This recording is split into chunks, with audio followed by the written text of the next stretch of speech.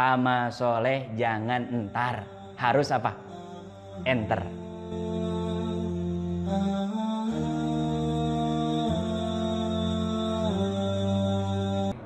Innal hamdalillah nahmaduhu wa nasta'inuhu wa nastaghfiruh wa na'udzu billahi min syururi anfusina wa min sayyiati a'malina fa innahu may yahdihillahu fala mudhillalah wa may yudlil fala hadiyalah.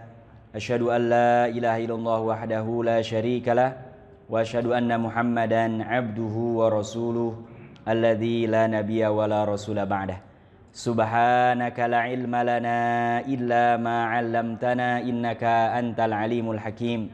Allahumma inna na'udzubika min 'adzabi jahannam wa min 'adzabil qabri wa min fitnatil mahya wal mamati wa min syarri fitnatil masihid dajjal wa ba'du. Alhamdulillah Bapak Ibu jamaah sekalian rahimakumullah. Hari ini kita sudah berada di 10 hari terakhir di bulan Muharram. Ya, mudah-mudahan Allah Subhanahu wa taala senantiasa memberikan kita panjang umur, sehat walafiat dalam rangka ketaatan kepada Allah Subhanahu wa taala. Salawat dan salam kita bacakan, sanjungkan kepada Nabi kita Nabi Muhammad sallallahu alaihi wasallam. Mudah-mudahan kita istiqomah nanti pada waktunya diwafatkan dalam keadaan husnul khatimah dan kita mendapatkan syafaat dan dikumpulkan di surganya Allah Subhanahu wa ta'ala. Amin ya rabbal alamin.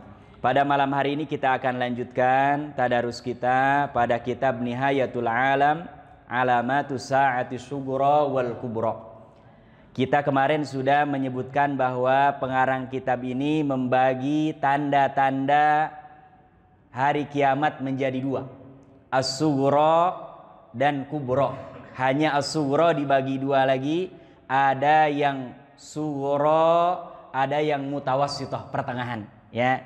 Jadi ini memang para ulama membagi untuk memudahkan. Kemarin kita sudah menyebutkan tanda yang pertama adalah diutusnya Rasulullah sallallahu alaihi wasallam. Tanda yang kedua adalah wafatnya Rasulullah sallallahu alaihi wasallam, dan yang ketiga insyiqaqul qamar, peristiwa terbelahnya rembulan. Dan ini juga sudah terjadi di masa siapa? Rasulullah sallallahu alaihi wasallam. Pada malam hari ini kita akan membahas tanda-tanda hari kiamat yang kategori as-sughra nomor 4. Apa itu? Inqiradus sahabatil kirami radhiyallahu anhum ajma'in. Wafatnya, meninggalnya, tidak adanya para sahabat Rasulullah sallallahu alaihi wasallam. Ya, kalau kemarin Rasulullahnya, kalau ini adalah sahabat-sahabat siapa? Rasulullah sallallahu alaihi wasallam. Dan dulu di kajian para sahabat kita sebutkan syarat orang disebut sahabat, pertama harus pernah berjumpa dengan Rasulullah. Kemudian yang kedua harus beriman kepada Rasulullah sallallahu alaihi wasallam, dan yang ketiga meninggal pun dalam keadaan beriman kepada risalah yang dibawa oleh siapa? Rasulullah. Makanya tidak masuk di dalamnya Abu Jahal, Abu Lahab, walaupun berjumpa tapi tidak beriman. Atau ada beberapa orang yang pernah beriman tapi ujung hayatnya murtad. Nauzubillah, ya.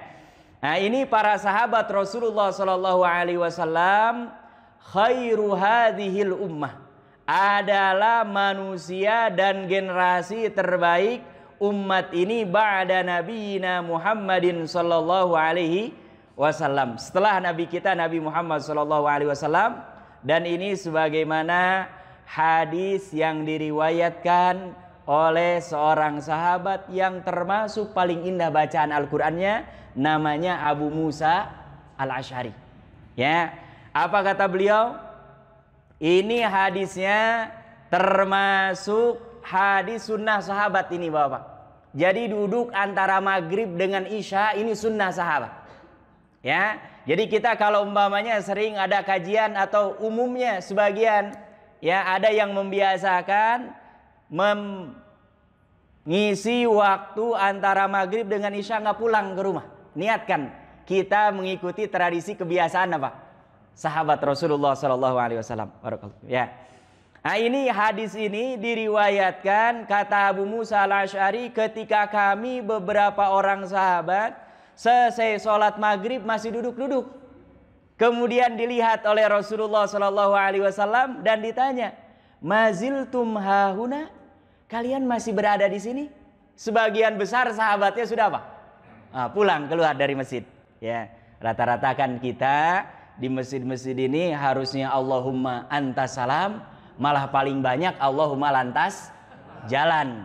Alias nggak wirid, nggak zikir, nggak doa, walaupun tidak ada masalah. Ya, tapi alangkah baiknya karena hajat kita banyak, ya, kita butuh pertolongan Allah, kita butuh kepada yang namanya apa, doa yang boleh jadi nggak dikabulkan seketika, tapi minimal kita sudah menabung, ya. Jadi sebisa mungkin kalau nggak ada hajat yang mendesak, duduk-duduklah, ya, walaupun minimal kita membaca zikir-zikir yang ringkas-ringkas saja. Kemudian apa kata Rasulullah setelah ditanya? Iya, kami duduk-duduk di sini. Ahsantum, kalian ini pilihannya adalah pilihan yang ahsan, paling bagus, tepat kata Rasulullah.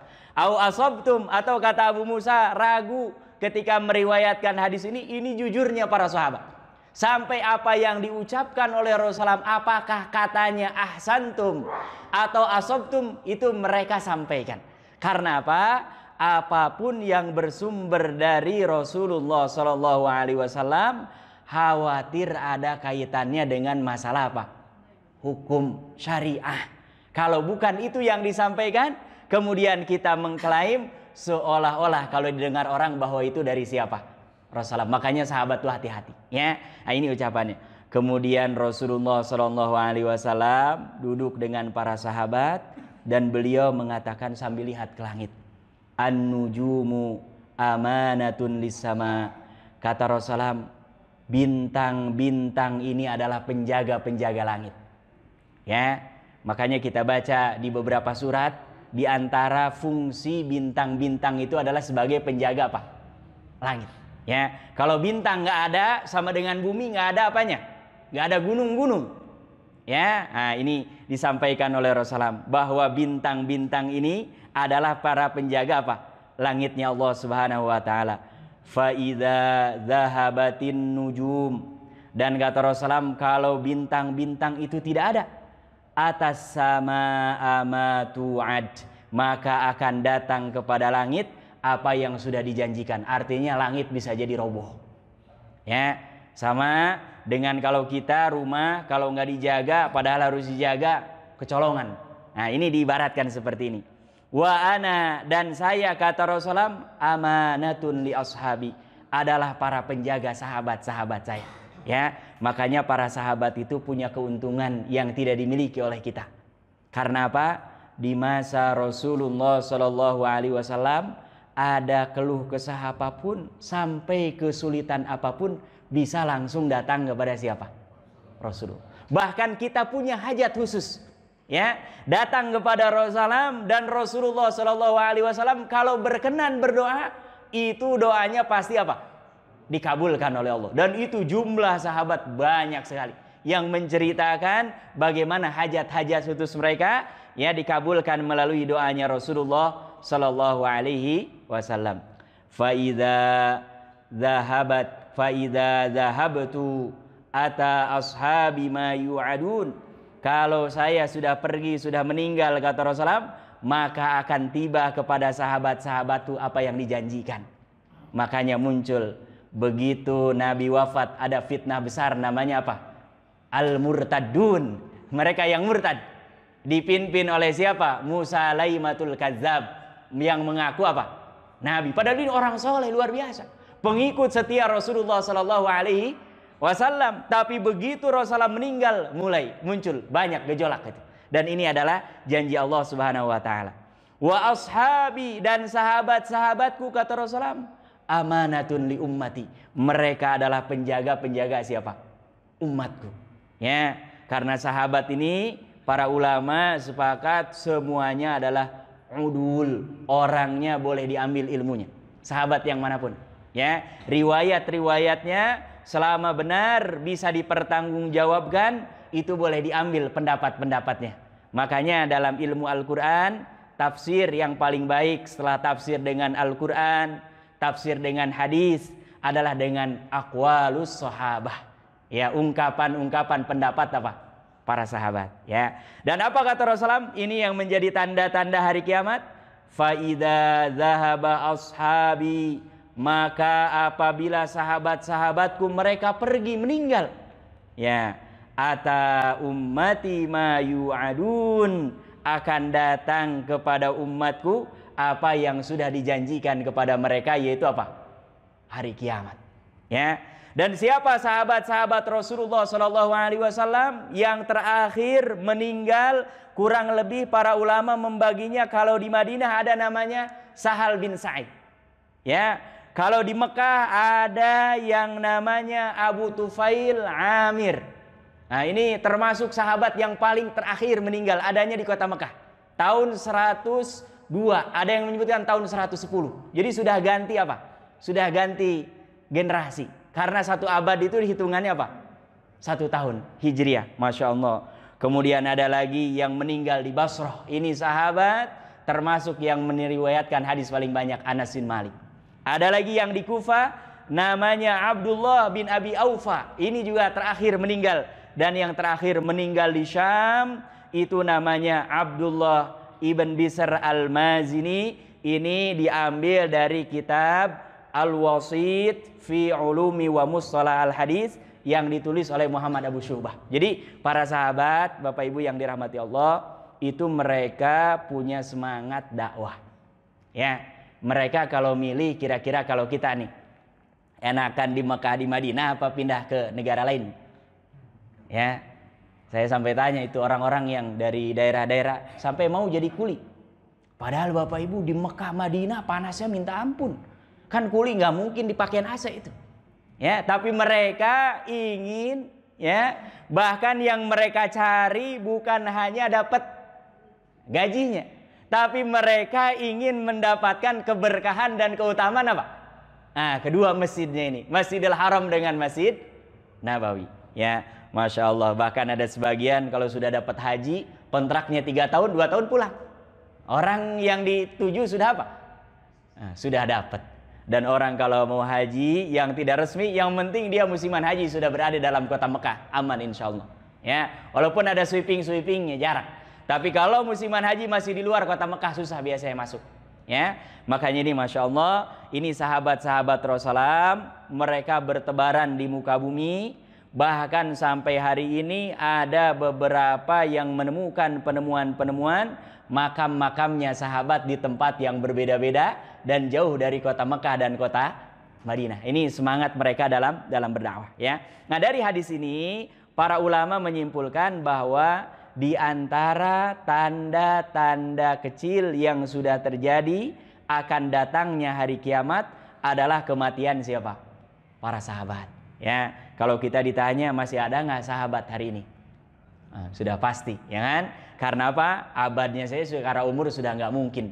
Orang umurnya sampai 1000 tahun tuh nggak mungkin. Kalau 100 tahun lebih masih mungkin, ya. Jadi ini meninggalnya semua para sahabat radhiyallahu anhum ajma'in, ini adalah salah satu tanda-tanda hari kiamat dan ini sudah lewat, ya.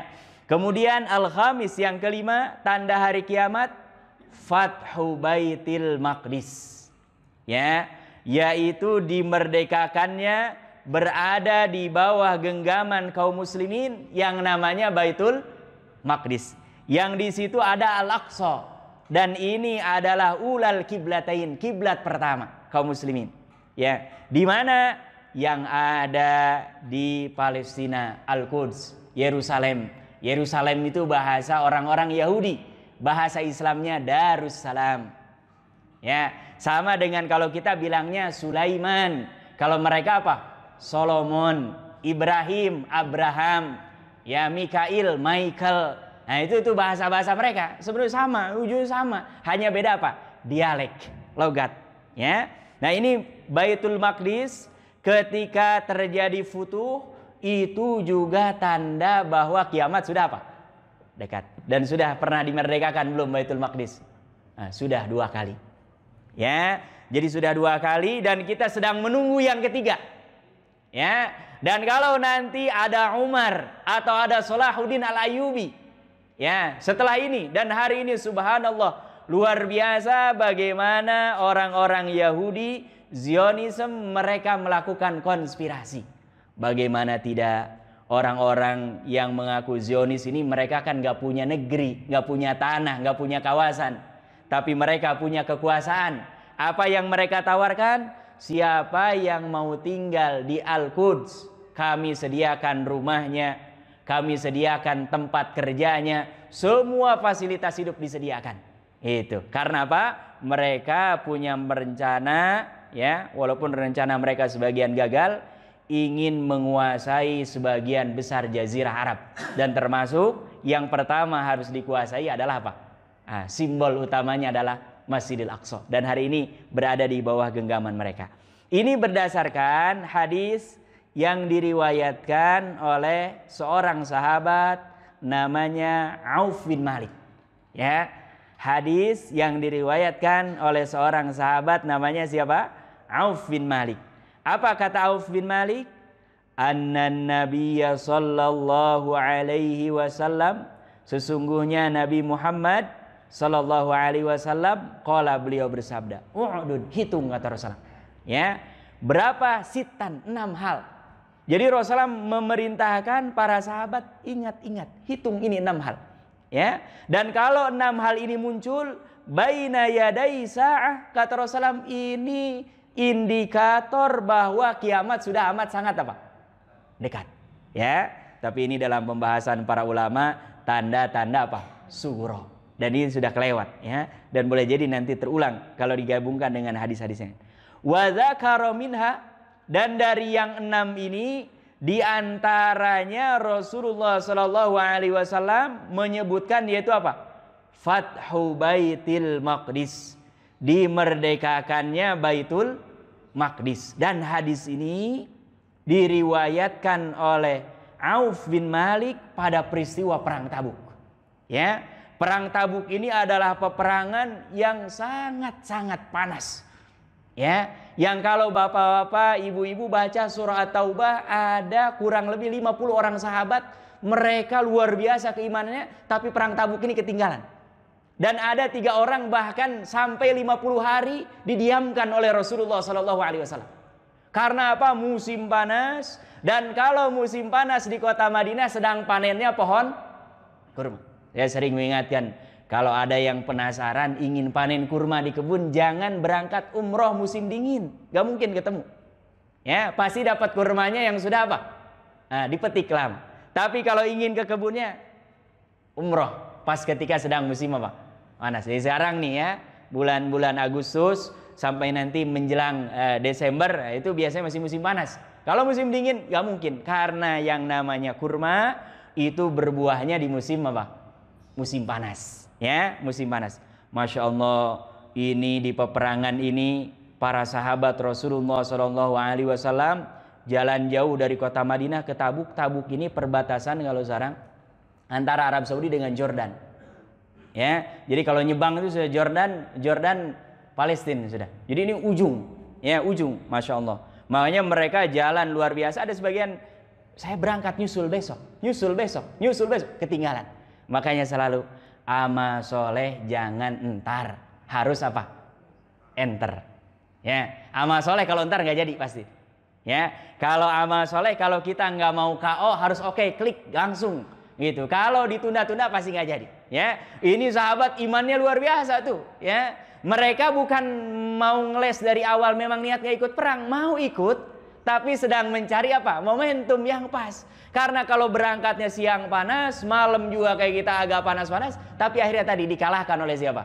Setan dan hawa nafsu. Ya, makanya amal soleh, niat apapun kita, selama itu yakin soleh, segerakan. Jangan apa? Ditunda-tunda. Ya. Nah, ini hadis ini diriwayatkan ketika perang Tabuk, dan Rasulullah SAW, ini hebatnya para sahabat, kata Auf bin Malik, wa huwa fi kubbatin min Adam. Ketika meriwayatkan hadis ini, Rasulullah sedang berada di dalam tenda, yang mana tendanya ini terbuat dari kulit binatang. Masya Allah, ya. Sampai sedetail ini mereka meriwayatkan apa? Hadis dari Rasulullah. Dan ini kata para ulama menunjukkan ihtimam, perhatian sahabat kepada siapa? Rasulullah SAW. Ya, makanya saya selalu menganjurkan kita tidak pernah meriwayatkan hadis dari Rasulullah. Minimal di rumah-rumah kita, minimal seumur hidup kita pernah hatam minimal arba'in nawawiyah.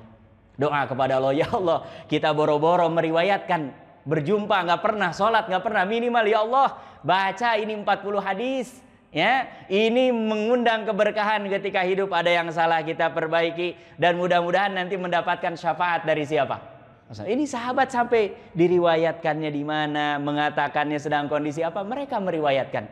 Ini betapa ihtimam, perhatian besar siapa? Sahabat-sahabat Rasulullah Sallallahu Alaihi Wasallam kepada orang yang dikasihinya, yaitu Nabi Muhammad Sallallahu Alaihi Wasallam. Dan ini juga sudah terjadi. Yang pertama, dimerdekakan di masa kekhalifahan Umar bin Khattab tahun ke-16 Hijriah. Ya, Masya Allah ya. Dan pada tahun ke-16 Hijriah ini peristiwanya luar biasa, di mana dalam kitab-kitab para ulama orang-orang Palestina itu disebutnya Ilya. Makanya orang Yahudi kalau nyebut Tuhan mereka bilang Elai, Elai. Kenapa? Karena negeri Palestina ini negerinya para anbiya. Semua nabi paling banyak di situ. Ya. Nah, sampai sekarang orang ada Bethlehem di sana. Ada semua ngumpul di situ, ya. Masya Allah. Ini dimerdekakan oleh Umar bin Khattab dengan mengutus para sahabat-sahabat, dan tentu sudah dipesankan oleh Rasulullah Sallallahu Alaihi Wasallam. Dan ketika Baitul Maqdis dimerdekakan, mereka minta supaya Umar yang langsung datang dan mereka menyerahkan kunci Masjidil Aqsa. Apa yang terjadi? Umar datang dari kota Madinah. Bayangkan, menunggangi seekor binatang, wallahu ta'ala, unta apa keledai apa kuda. Ya, dan Umar ini saking mulianya dan menunjukkan bahwa kemuliaan orang itu bukan tinggi jabatannya, banyaknya harta, tapi tahu betul bahwa inna akramakum indallahi atqakum. Orang walaupun level sosialnya tinggi, ketakwaannya rendah di hadapan Allah. Dan kalau rendah di hadapan Allah, sebetulnya dia di hadapan masyarakat hanya topeng-topeng saja itu, topeng-topeng sosial. Tapi kalau orang dia walaupun rendah di masyarakat, tapi ketakwaannya tinggi, apalagi orang di masyarakatnya tinggi dan ketakwaannya tinggi di hadapan Allah, itu adalah yang sesungguhnya, ya. Makanya Umar ini tawadhu luar biasa. Dia datang dengan orang yang biasa menemaninya, khadim pembantunya, dan naik kudanya itu bergantian, ya. Dan ini makanya beberapa tahun belakangan ada orang pejabat dia pakai mobil gantian dengan supirnya, kan dianggap luar biasa. Ini di masa Umar biasa saja, ya. Jadi beliau gantian, dan pas giliran sampai di depan Masjidil Aqsa, giliran yang naik adalah siapa? Yang bantunya. Itu mereka menyangka kalau yang di atas tunggangan ini siapa? Umar. Mereka hormat. Dan yang namanya Baitul Maqdis ini dulu berada di tangan orang-orang Romawi. Mereka kalau depan raja itu hormat luar biasa. Raja itu betul-betul dianggap seolah-olah wakil Tuhan gitu. Ini Umar biasa saja, bahkan mereka Umar katanya salah, bukan itu orang ini. Loh, kok bisa? Bisa. Subhanallah. Dan ini jadi daya tarik dakwah. Ya, pokoknya akhlak apapun dalam Islam kalau kita amalkan itu dakwah itu. Ya, kata mereka, kami belum pernah melihat seorang pemimpin berlaku seperti ini. Ini Umar ini hebat, luar biasa, ya. Nah, makanya ini tawadhu termasuk sikap, ya, akhlak yang diajarkan dalam Islam. Karena orang kalau tawadhu itu seolah-olah turun ke bawah, tapi sebetulnya naik, gitu. Dan semua apapun barang apapun kalau sedang banyak pasti murah. Tapi kalau akhlak, mau semua orang berakhlak tetap tinggi, nilainya mahal, gitu. Makanya Islam di antara visi misinya selain akidah, ibadah adalah menyempurnakan akhlak, ya. Subhanallah, luar biasa. Nah, ini dimerdekakan di masa Umar bin Khattab dan berada di kaum muslimin cukup lama sampai akhirnya kembali lagi berada di tangan-tangan orang-orang yang mereka menyekutukan Allah. Mereka membulak-balikkan kitabnya Allah Subhanahu wa taala dan kembali dimerdekakan pada masa Daulah Ayyubiyah di tangan siapa? Salahuddin Al-Ayyubi, ya. Nah, ini nanti kalau ingin baca lengkap, baca kisahnya siapa? Salahuddin Al-Ayyubi, bagaimana memerdekakan Palestina, ya. Dan ini banyak kisah-kisah heroik, dan termasuk memerdekakan Palestina di masa Salahuddin Al-Ayyubi itu persiapannya berabad-abad. Jadi nggak ujuk-ujuk, ya. Ada gurunya mendidik lagi. Nah, baru di masa Salahuddin Al-Ayyubi baru bisa dimerdekakan, gitu ya. Nah, kita kalau ingin memerdekakan Palestina nggak bisa hari ini mendidik, besok lah nggak bisa. Ini jadi kalau yang hari ini mengantarkan anaknya ke tempat pendidikan Islam, mengajari akhlak, mengajari akidah, itu sedang nabung pada waktunya insya Allah. Karena sunnatullahnya begitu. Tidak ada yang namanya kemenangan ujuk-ujuk. Pasti prosesnya apa? Panjang dan lama. Dan siapapun yang berbuat, beramal walaupun tidak menyaksikan atau tidak terlibat langsung, insya Allah punya saham apa? Pahala, ya. Kita berdoa, saya termasuk alhamdulillah tidak ada niatan apapun ingin ke negeri apapun kecuali satu yang belum diijabah oleh Allah, ingin sholat di Masjidil Aqsa, ya. Nggak ke tempat lain, nggak menyesal nanti sebelum meninggal, tapi mudah-mudahan doa, bahkan saya minta didoakan, ya Allah mudah-mudahan sebelum meninggal bisa sholat di apa? Masjidil Aqsa. Yang lain-lain sama, tanahnya nggak ada keutamaannya, tapi kalau di Masjidil Aqsa ini sholatnya saja pahalanya apa?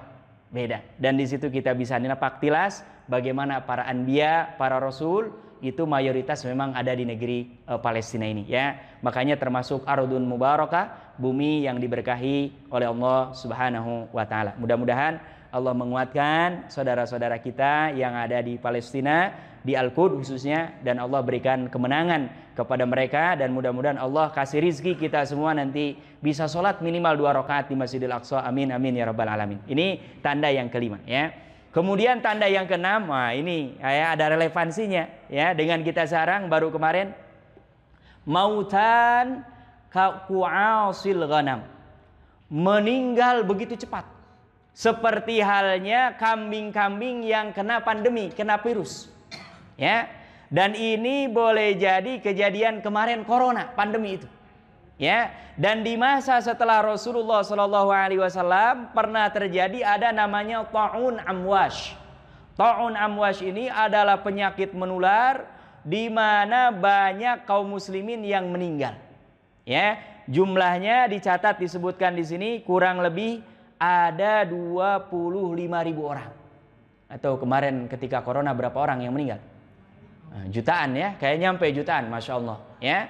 Ini mautan itu bukan 2 kali mati, tapi ini sighah mubalaghah, orang mati itu cepat, ya. Biasanya kan kalau kita pengumuman di masjid meninggal hari ini, ya ada lagi pekan depan gitu, ada jaraknya.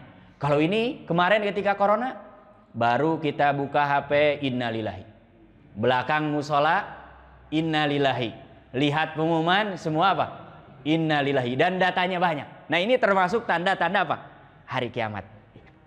Ini terjadi, tadi disebutkan ada nama ta'un di masa khilafah Umar bin Khattab, namanya ta'un amwas, ya. Amwas ini hiya qaryatun bi Palestin, nama sebuah kampung di Palestina, qurba Baitul Maqdis, yang jaraknya dekat dengan Baitul Maqdis, ya. Jadi ada kejadian di mana para sahabat tadi disebutkan sebagian di antara hijrahnya selain ke Syam, ya, ke Basrah, Kufah, nah ini paling banyak di Syam, ya. Nah, mereka tinggal di sana dan terjadi ini kuas, ya, yaitu apa? Pandemi. Ya, meninggal orang massal banyak jumlahnya, ya. Kapan ini terjadi? Pada tahun ke-18 Hijriah. Jadi kalau tadi Baitul Maqdis tahun 16, berarti 2 tahun setelah, ya. Makanya ini Umar bin Khattab, ya, ingin datang sebagai seorang pemimpin melihat langsung, tapi dilarang oleh seorang sahabat yang ada di sana, yaitu namanya Abu Ubaidah bin Jarrah. Makanya kaidahnya kemarin dibahas, ya. Ketika fikih pandemi, kalau ada pandemi di suatu tempat, maka orang yang di luar jangan masuk. Dan orang yang di dalam jangan apa? Keluar. Nah, ini bukan teori sekarang, Islam dari dulu seperti itu, ya. Nah, sekarang ternyata itu dipakai itu dalam ilmu kedokteran. Karena apa? Kalau ini penyakitnya belum dipastikan berkurang atau bahkan hilang, itu pasti akan apa? Menular. Dan menularnya sangat apa? cepat. Masya Allah. Dan banyak di antara para sahabat yang meninggal, di antaranya Mu'ad bin Jabal. Mu'ad bin Jabal ini meninggalnya di Syam, Palestina. Ya, Abu Ubaidah bin Jarrah termasuk, wa Syarhabil bin Hasana wal Fadl ibn Abbas, ya, ini juga meninggalnya di sana, dan sahabat-sahabat yang lain karena peristiwa apa? Pandemi. Ya, Masya Allah. Jadi ini pandemi masih, dan sampai sekarang masih, Bapak. Mungkin kalau orang sudah berkurang, ini binatang masih. Sampai daerah Purwakarta, saya tanya daerah Jonggo sebagian, itu pasar hewan nggak boleh buka, ditutup gitu. Ada apa? PMK namanya, khususnya sapi paling banyak. Ya, nah ini salah satu tanda apa? Kiamat. Ya, tanda kiamat. Dan ini yang diisyaratkan oleh Rasulullah Sallallahu Alaihi Wasallam. Ya, ini ada yang namanya mautan, orang mati dengan sangat cepat, seperti halnya kambing yang kena apa? Virus dan menular secepat itu. Ya, ini tanda yang keberapa? Yang keenam. Tanda yang ketujuh, kasratu zuhuril fitani bi anwa'iha. Bertambah banyak nampaknya fitnah-fitnah dengan segala macam. Ya. Dan di antara tanda-tanda fitnah ini, subhanallah, wa asbahal mar'u muhatan bi anwa'il fitan. Ketika orang muslim dari semua penjuru diuji dengan apa? Fitnah. Ya. Dan ini diterjemahkan oleh pengarang kitab ini dengan ada namanya teknologi satelit. Ya, teknologi apa? Satelit. Di mana teknologi ini bisa mendekatkan yang jauh, ya, dan juga bisa membuat orang bisa mengambil informasi apapun dengan bebas. Masya Allah. Dan banyak hal ini bisa mendatangkan apa? Fitnah. Masya Allah. Ya, apa diantaranya? Kalau kita lihat sekarang, kata pengarang kitab ini, ya, ini disabdakan oleh Rasulullah, makanya sekarang fokus Bapak Ibu yang dirahmati Allah, perbanyak amal soleh. Ya, jangan terlalu banyak bikin wacana, banyak bikin wahana. Ya, kita kan sekarang ngomong-ngomong ngoceh semua. Yang bikin program kegiatan nggak ada. Orang nggak bisa baca Quran, bukan bikin. Ayo undang yang ngaji siapa? Gitu. Ini pesan Rasulullah. Ketika banyak fitnah, jangan banyak teori. Kalau banyak teori, kita ketinggalan, nggak beramal. Padahal yang akan menentukan kita itu nanti di hadapan Allah ada timbangan apa? Amal. Orang sekarang berdebat apa, wacana segala, tapi wahananya nggak ada. Tempat beramal yang ada. Ya, ini kata Rasulullah. Hadis diriwayatkan oleh Abu Hurairah. Ya, dan ini hadis riwayat Imam Muslim. Qala Rasulullah sallallahu alaihi wasallam, badiru bil a'mal. Kata Rasulullah, bersegeralah untuk memperbanyak melakukan apa? Amal soleh. Ya, khususnya kapan? Fitanan, ketika terjadi fitnah demi fitnah. Ya, fitnah itu dalam bahasa Arab, ya, sesuatu hal yang buat orang bingung, susah. Mana yang benar, mana yang salah, itu tipis perbedaannya. Kalau orang tidak mendapatkan bimbingan dari Allah, hidayah dari Allah, kadang-kadang malah apa? Yang benar jadi salah, yang salah jadi. Dan sekarang banyak apa enggak? Oh, banyak. Ya, Masya Allah. Nah, makanya ingat pesan Rasulullah, badiru bil amal. Jangan banyak debat, banyak amal. Ya, karena orang yang banyak debat waktunya habis. Dia nggak punya waktu untuk apa? Beramal. Ya, tapi kalau orang banyak amal, insya Allah sudah banyak. Kaki ta'il lailil muslim, fitnah demi fitnah itu datang, kata Rasulullah, seperti halnya penggalan-penggalan malam yang gelap. Artinya apa? Kita kalau malam kadang-kadang nggak kerasa, apalagi tidur, ya kan? Tiba-tiba sudah apa? Subuh. Artinya apa? Fitnah itu banyak. Sampai kata Rasulullah, yusbihur rajulu mu'minan. Pagi harinya ada seseorang masih mukmin. Wa yumsi kafiran. Masuk sore hari sudah apa? Kafir. Nauzubillah. Ya. Banyak apa sedikit sekarang ini?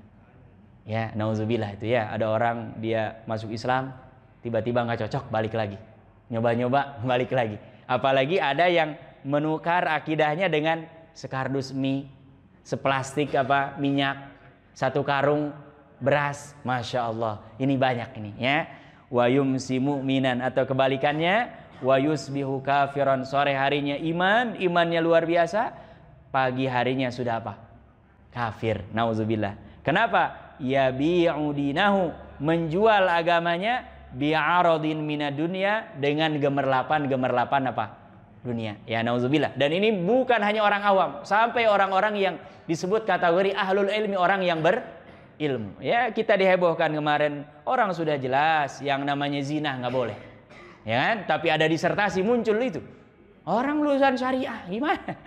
Doktor lagi diujikan yang uji. Tiba-tiba dia muncul, orang boleh kok kawin sesama apa? Jenis, bahkan nggak perlu pakai akad. La haula wala quwata illa billah. Ini fitnah ya. Ketika terjadi seperti, perbanyak kita melakukan apa?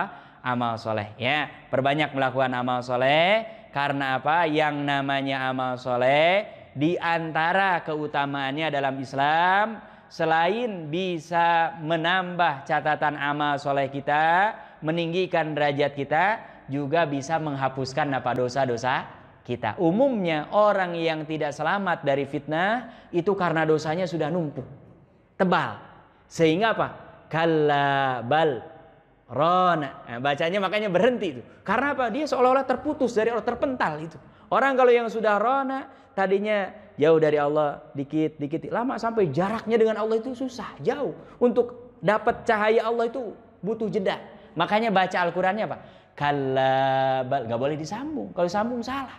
Karena apa? Orang yang rona dikit, setitik, sampai tebal, itu dia untuk nyambung dengan Allah itu butuh waktu lagi. Bersihnya susah. Makanya ini kalau gelas kotor dikit, bersihkan, selesai. Tapi kalau dibiarin nempel. Nah, bersihnya susah. Apalagi kalau kotoran ini kotoran apa? Susah dihilangkan ya. Nah, makanya ini kita segerakan ya, beramal soleh. Jangan sampai ada di antara kita yang masa-masa fitnah justru malah masyghul ya, sibuk diri dengan hal-hal yang tidak bermanfaat ya. Perbanyak kita sholat, perbanyak kita puasa, perbanyak kita beramal soleh, membaca Al-Quran, zikir, jalin hubungan silaturahim. Kalau perlu orang yang putus, kita sambung silaturahimnya ya. Dan ini semuanya ada catatan amal soleh di hadapan Allah Subhanahu wa ta'ala. Dan yang terakhir, yang ke-8, Bapak Ibu yang dirahmati Allah Subhanahu wa ta'ala, yaitu zuhur al-qanawat al-fadhaiyah. Munculnya ya media-media, channel-channel di mana ini bisa diakses oleh banyak orang. Bahkan yang diisyaratkan oleh Rasulullah SAW dalam hadis yang diriwayatkan oleh seorang sahabat yang paling banyak dan paling paham dengan tanda-tanda hari kiamat, namanya Hudzaifah bin Yaman. Ya, jadi kalau Bapak mau mengkaji khusus sahabat yang paling banyak meriwayatkan, cari sahabatnya, namanya Hudzaifah ibn al-Yaman. Ini termasuk menyimpan riwayat-riwayat yang tidak diketahui oleh sahabat yang lain tentang tanda-tanda fitnah dan tanda-tanda akhir zaman. Apa kata beliau? Qala Rasulullah sallallahu alaihi wasallam, la yushikanna, hampir-hampir, an yusabba alaikumus syarra, ditimpakan hujan. Sobba itu dalam bahasa Arab orang nuangkan air dari gelas ke. Nah, jadi dari langit muncul keburukan-keburukan. Ya. Nah, biasanya kalau dulu yang paling banyak muncul itu kan banjir dari bawah. Kalau ini banjir dari mana? Nah, dari atas kata Rasulullah. Ya, tapi banjirnya bukan hujan tapi apa? Syarr, keburukan-keburukan. Ya, hatta yablughal fayafi, kata Rasulullah, sampai saking bertebaran banyaknya itu tembus ke fayafi. Para sahabat nggak paham apa itu fayafi. Qila wamal fayafi, apa yang dimaksud dengan fayafi? Kemudian dijawab, al-ardul qafar, bagian bumi yang paling ujung. Ya, yang orang nggak mau tinggal di situ, tapi ada tinggal di situ, nyampe ke situ. Ya, masya Allah. Ini digambarkan di sini, di beberapa negara Arab masih ada yang tinggal di tenda-tenda ini. Ya, dan mungkin Bapak dulu tahun berapa? 90-an ya, apa 80, Raja Faisal, ya, yang dia ditembak mati itu. Nah, kan dia ngungsi di sini. Karena diancam oleh Amerika, kamu kalau masih bersikap seperti ini, siap-siap akan diembargo. Kata dia, embargo saja sudah. Kita bisa hidup kok makan kurma. Kita nggak butuh bensin, kan mereka punya minyak tapi nggak bisa ngolah. Gitu, masuk lari, dan ternyata ada yang berkhianat, masih saudaranya. Namanya juga Faisal, ditembak. Gitu. Karena orang ini subhanallah luar biasa, kokoh. Dia nggak mau ditawari apapun, ya, dan tinggalnya di tenda-tenda persis seperti ini. Nah ini sekarang di negara-negara Arab orang tinggal di tenda-tenda ini, beli antena-antena ini, ya, antena-antena yang kalau kita di kampung-kampung kan kalau nggak ada antenanya dapat nggak siaran itu? Nggak dapat. Ini sudah diisyaratkan oleh siapa? Rasulullah Shallallahu Alaihi Wasallam. Apalagi sekarang sudah ada apa? HP. Apalagi sekarang di negara kita diprogramkan bikin BTS sebanyak-banyaknya. Itu jadi nanti sampai daerah terluar. Daerah terluar negeri ini mereka harus mendapatkan akses internet seperti halnya kita di mana? Jabodetabek, Masya Allah. Dan ternyata ini sudah diisyaratkan oleh Rasulullah Sallallahu Alaihi Wasallam. Kalau dulu ya kita Jabodetabek masih dapat, sudah mulai keluar dikit minggir udah susah internet. Kalau sekarang Masya Allah banyak gitu. Ya, karena apa? Apalagi pas pandemi kemarin hampir semua, bahkan aktivitas saya nggak tahu ini rata-rata transfer uang sekarang kan sudah nggak. Gimana itu nanti mati listrik? Ini sudah mereka sudah menciptakan alat-alat ya, ini sudah diisyaratkan oleh Rasulullah. Ya, orang sekarang dimanapun sudah nggak bawa uang. Orang yang masih nenteng-nenteng uang di dompetnya itu minal masakin, dianggap orang miskin karena uangnya masih terhitung. Justru orang-orang kaya mereka sekarang apa? Disyaratkan dompetnya harus tipis. Yang penting punya apa? Kartu. Gitu, Masya Allah. Ini sudah disyaratkan oleh Rasulullah Shallallahu Alaihi Wasallam. Dan dalam bahasa Arab, ya, dalam kamus Lisanul Arab, as-sama kullu ma'alaka fa'adhallaka. Ya, yang namanya langit itu bukan hanya langit yang kita kelihatan itu. Semua yang ada di atas ini sebutnya langit. Makanya rumah disebutnya ini apa? Langit-langit itu, atau bahasa lain itu ya. Nah, semua yang di atas itu sebutnya langit. Nah, ini sekarang semua penjuru dunia diserbu dengan hujan informasi namanya Al-Aqmar As-Sinaiyah, satelit. Ya. Bahkan dalam ilmu komunikasi, negara yang akan menguasai dunia setelah tahun 2025 adalah yang paling menguasai satelit. Semakin canggih satelitnya, semakin besar. Karena apa? Orang sekarang nyolong uang nggak perlu datang ke bank. Curi aja datanya. Curi aja passwordnya. Habis sudah. Masya Allah. Ini sudah diisyaratkan oleh siapa? Orang kalau dulu mau nyuri susah. Kalau sekarang nyuri yang penting kita pinter apa? IT. Orangnya tidur nggak ngerasa, kan orang kalau mau nyolong ke rumah masih mungkin ketahuan. Ini kalau orang nggak sama-sama pandai IT sudah dicuri dan kebayang. Ya, kemarin yang viral apa? Barcode masjid. Masya Allah, Masya Allah. Ini orang saya nggak habis pikir, ya Allah, nggak malu di hadapan Allah. Kalau nyuri ke rumah ya orang, ini barcode masjid kan berarti infak jamaah berapa orang? Ratusan orang, bahkan ribuan orang. Masya Allah, ini berani. Tapi apa? Di antaranya sudah diisyaratkan oleh Rasulullah hujan dari langit, dan ini hujannya hujan apa? Syar, keburukan. Ya, termasuk kita perhatikan anak-anak kita buka HP, ya batasi. Ya, kalau sama sekali nggak mungkin kita bikin aturan kesepakatan. Ya, karena kalau nggak apa? Ini baru kemarin saya nginep 2 malam di Mas Mitra. Ini rumahnya daerah sini. Ada seorang anak perempuan hamil sebelum nikah. Baru lulus SMA. Anak laki-lakinya ketemunya saya kira deket. Karena mau nggak mau, karena satu ruangan kedengar, sebetulnya nggak boleh tajasus itu. Ya, tapi ini karena kita nggak tahu orangnya dan kita ambil hikmahnya. Ya, ini harus jaga betul anak-anak kita. Ini ketemunya di media sosial. Dan anak laki-lakinya kurang lebih kalau saya dengar karena orang tuanya yang datang, ya sekitar mungkin daerah Bandung, Purwakarta atau apa, datang. Diminta tanggung jawab orang tuanya. Masya Allah, ternyata kenapa? Dia dengan laki-lakinya sama lakinya suruh sepakat beli obat aborsi. Harganya 1.600.000. Bukan bayinya mati, malah pendarahan parah itu. Masya Allah, akhirnya dibawa ke rumah sakit. Apa yang terjadi? Orang tua laki-lakinya diancam. Kalau nggak tanggung jawab, kita akan serbu ke rumahnya. Langsung datang malamnya bapaknya, subuhnya ibunya. Masya Allah, makanya ini jaga ya. Ini bukan orang dekat, tetanggaan, kemudian ketemunya lewat apa? Media sosial. Ya, nggak mungkin kalau sekarang anak-anak kita nggak sama sekali, tapi harus ada batasan ya. Ada kesepakatan kita dengan orang tua. Apalagi kalau yang paham, kalau bisa kita bisa ngecek sesekali. Ini anak kita ini di medsos ngapain? Gitu ya, supaya jangan sampai apa yang sudah diisyaratkan oleh Rasulullah nanti akan ada hujan keburukan dari mana? dari langit, dan ini diterjemahkan oleh para ulama di masa sekarang ini dengan semakin berkembangnya apa? Satelit. Ya, mudah-mudahan Allah menjaga kita, menjaga keluarga kita, menjaga keturunan-keturunan kita, dan mudah-mudahan kita senantiasa istiqomah pada waktunya wafat dalam keadaan husnul khatimah. Amin amin ya rabbal alamin. Ini saja yang bisa saya sampaikan. Wallahu taala a'la wa alam. Subhanakallahumma wa bihamdika asyhadu an la ilaha illa anta astaghfiruka wa atubu ilaik. Wassalamualaikum warahmatullahi taala wabarakatuh. Astagfirullah.